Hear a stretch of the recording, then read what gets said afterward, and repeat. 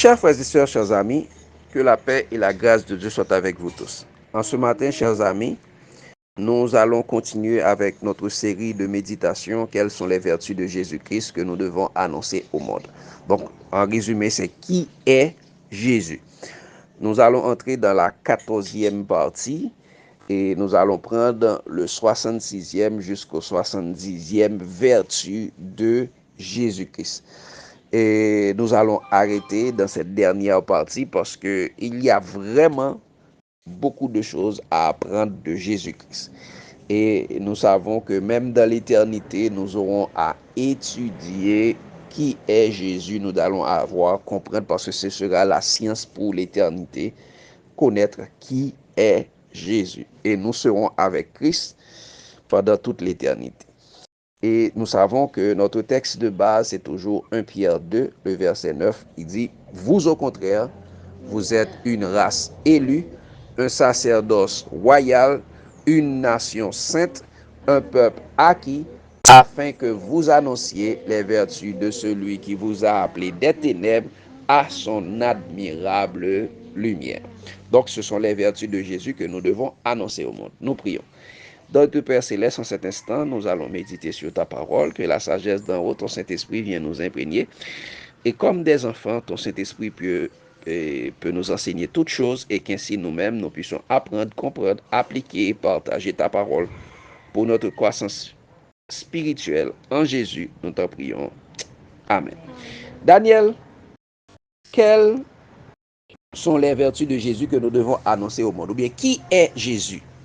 Jésus est le casque du salut. Verset Éphésiens 6, verset 17. Allez rapide. Ce que dit Éphésiens 6, verset 17. Prenez aussi le casque du salut et l'épée de l'esprit qui est la parole de Dieu. Amen. Et également, acte 4, verset 12. Acte 4, verset 12. Il n'y a de salut en aucun autre, car il y a sous le ciel aucun autre nom qui ait été donné parmi les hommes par lequel nous devions être sauvés. Amen. Donc, chers amis, Jésus est notre casque du salut. Seul Jésus peut nous protéger. Nous devons avoir notre casque du salut pour que nous soyons toujours joyeux. Nous ayons toujours la joie du salut parce que Jésus est mort pour nous. Nous ne sommes plus condamnés. Donc, nous avons le casque du salut pour protéger notre tête contre les assauts de l'ennemi. Dan, qui est Jésus?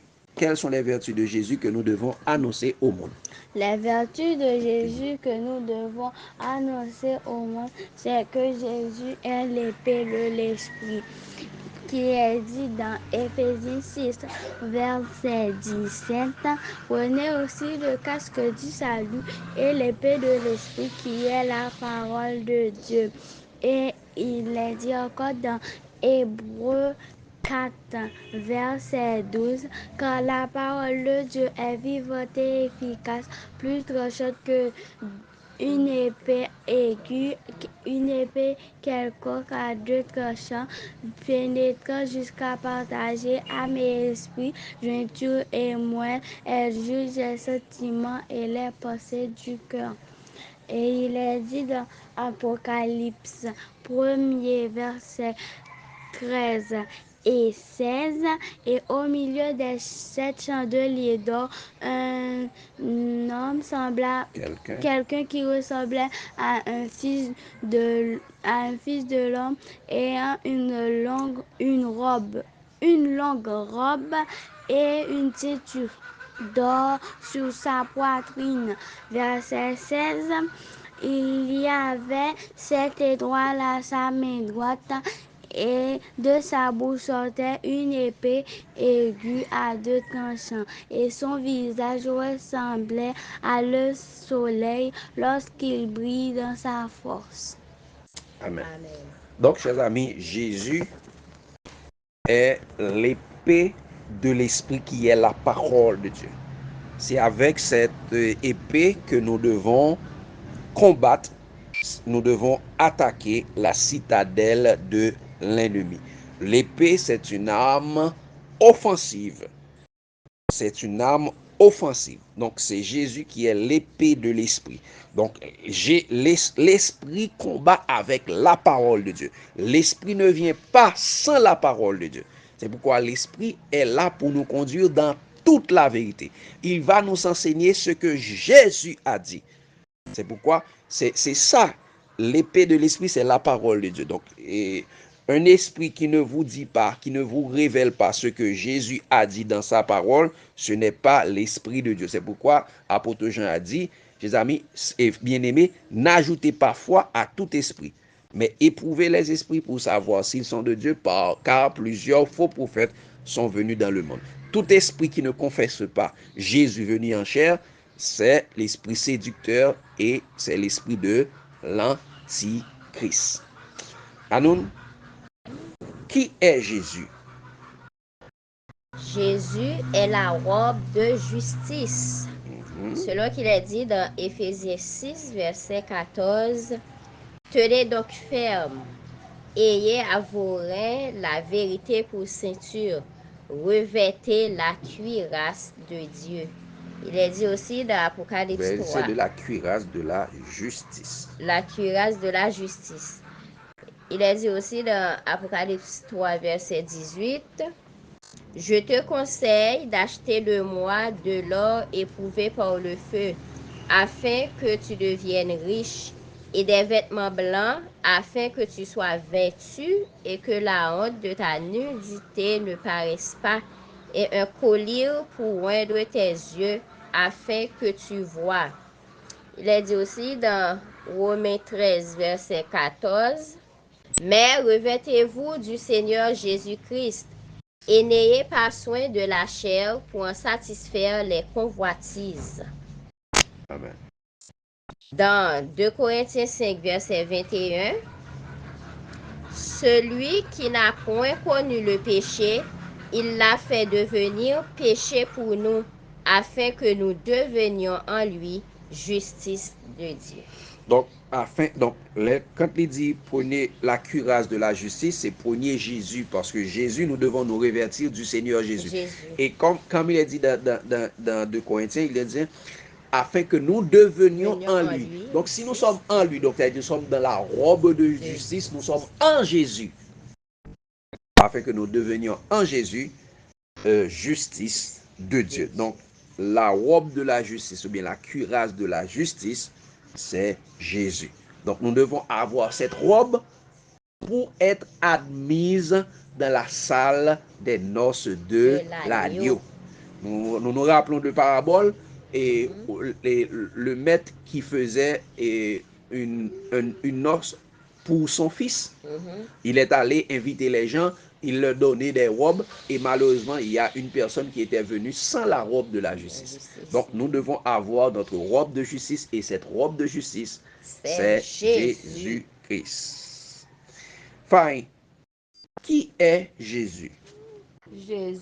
Jésus est le bouclier de la foi. On trouve ça dans Éphésiens 6, verset 16.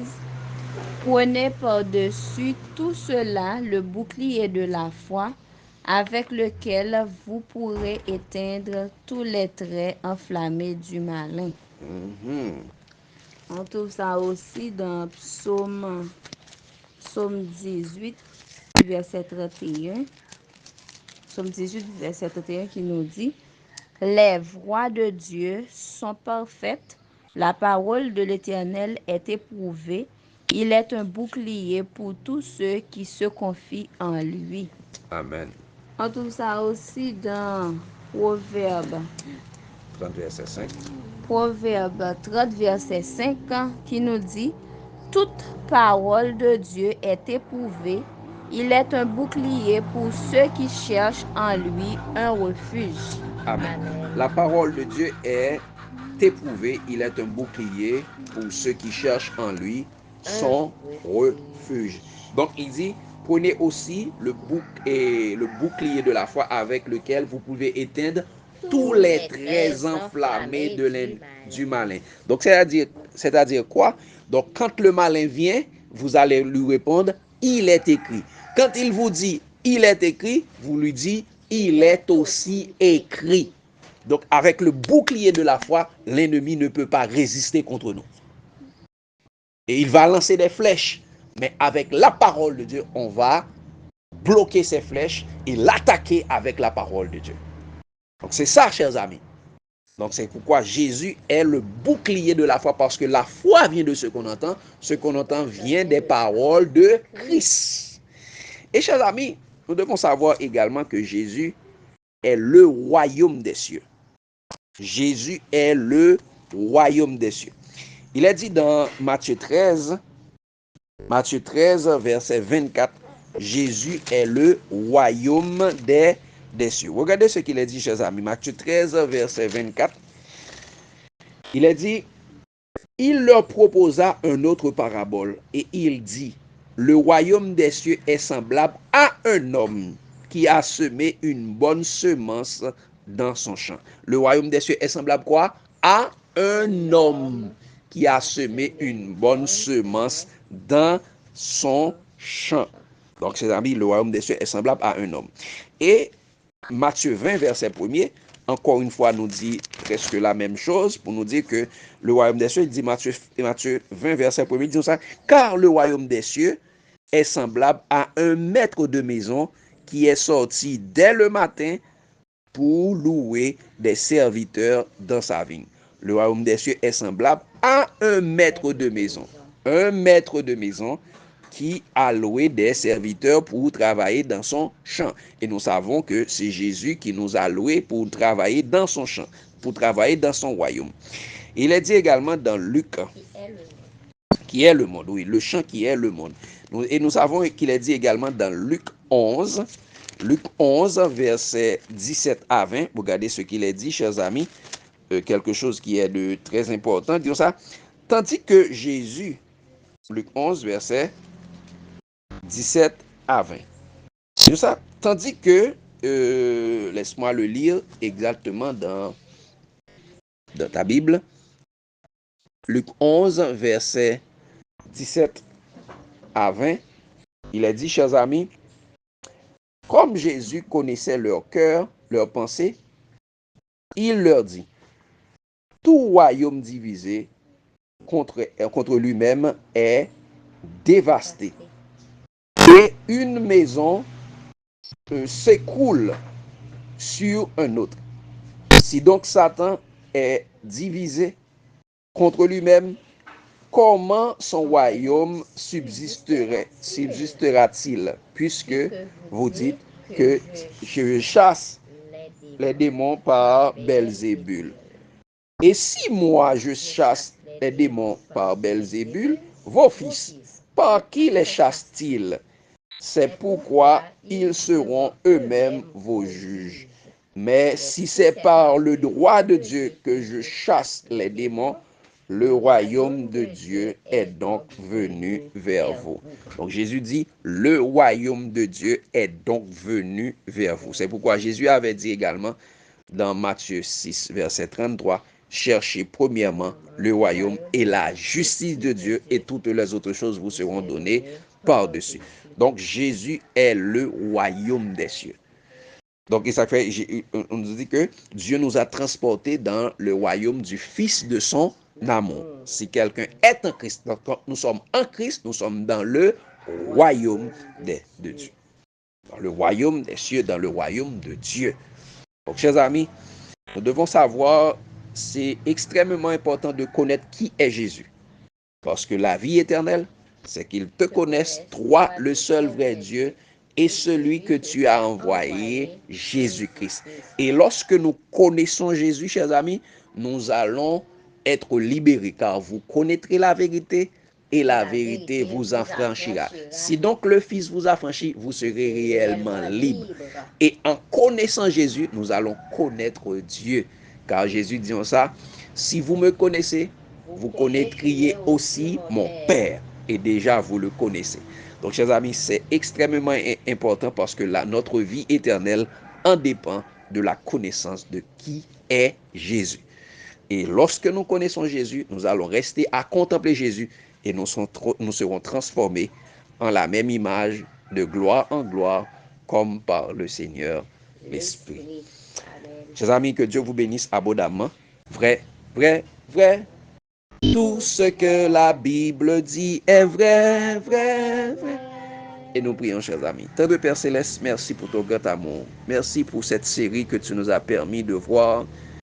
Qui est Jésus? Quelles sont les vertus de Jésus que nous devons annoncer au monde? Par la puissance de ton bon esprit, tu nous as enseigné beaucoup de choses et nous avons vraiment appris qui est notre Sauveur. Et nous savons qu'il y a encore beaucoup de choses à apprendre de notre Seigneur et Sauveur, Jésus-Christ, car notre Seigneur et Sauveur, Jésus-Christ, est infini. Aide-nous, Seigneur Dieu, à rester accrochés à ta parole, à rester accrochés à ton amour et jusqu'à ce que nous soyons parvenus à la connaissance de la vérité, à la stature parfaite de Christ, et pour que nous ne soyons plus emportés par les vents de doctrine, mais nous serons, Seigneur Dieu, fondés dans la foi, fondés en Jésus, fondés dans l'amour. Garde-nous en ta présence, Seigneur Dieu, permette que nous soyons capables de grandir en sagesse, en stature et en grâce devant toi et devant les hommes pour notre croissance spirituelle. Garde-nous en ta paix, garde-nous en ta grâce, permette que nous puissions présenter Jésus au monde, parce que tu nous as montré que Jésus-Christ est l'évangile que nous devons prêcher. Paul dit dans ta parole, nous ne prêchons pas nous-mêmes, c'est Jésus-Christ le Seigneur que nous devons prêcher. Garde-nous en ta paix, en ta grâce. Gloire, honneur, louange soit à toi. Scellez-nous, Seigneur Dieu, par Jésus-Christ et permets que nous soyons en Jésus-Christ dans ton royaume. Et jusqu'au matin de l'éternité, nous puissions faire partie de ceux qui vont t'acclamer comme Maître et Seigneur sur les nuées du ciel. Gloire, honneur, louange soit à toi, dès maintenant et à jamais. Au nom de Jésus, nous t'en prions, lui qui vit, qui est au siècle des siècles. Amen. Que Dieu vous bénisse abondamment, chers amis. L'amour de Christ nous presse. Amen.